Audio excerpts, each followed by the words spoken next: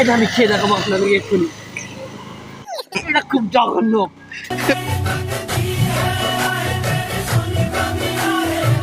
তার এ বাঁধন কি আত্মা? কে এই ছেলে?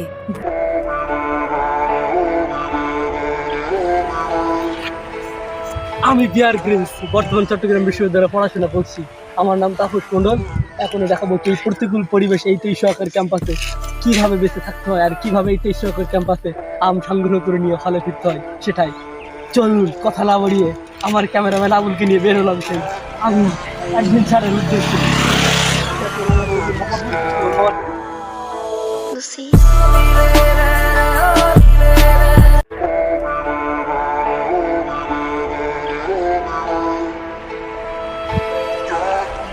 অনেক চিন্তা এখন আমাদের সেই অনেক চিন্তা করার পরে অনেক পরিকল্পনা করা এবং অনেক খোঁজাখুঁজি করার পরেও আমরা সেই আমাদের আম গাছটাকে পেতে পেলাম না। তো দেখুন শেষ পর্যন্ত আমরা আমাদের মিশনের সেই লক্ষ্যে পৌঁছে গেছি। আমরা এই গহীন অরণ্যের ভিতরে একটু পরেই প্রবেশ করব। আর এই গহীন অরণ্য সব কিছু উপেক্ষা করে আমরা আমাদের আম সংগ্রহ করে নিয়ে আমাদের হলে ফিরবো। জানি এই বিষয়টা আমাদের জন্য দুঃসাধ্যকর, তবু আমাদের পারতে হবে। কারণ এই প্রতিকূল পরিবেশে টিকতে হলে এটাই আমাদের শেষ রাস্তা। ক্যামেরাম্যান এইদিকে দেখো, আমি মনে হয় আমার দুপুরের খাবার পেয়ে গেছি। এই যে এটা খুব লাল টকটকে লাল।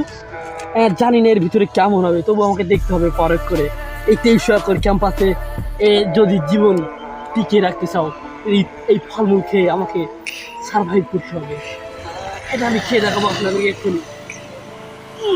এটা খুব জঘন্য, তবু আমাকে খেতেই হবে। কারণ দুপুরের খাবার হিসেবে আমি এটাকে না খাই তাহলে আমি জীবন ধারণ করবো কিভাবে।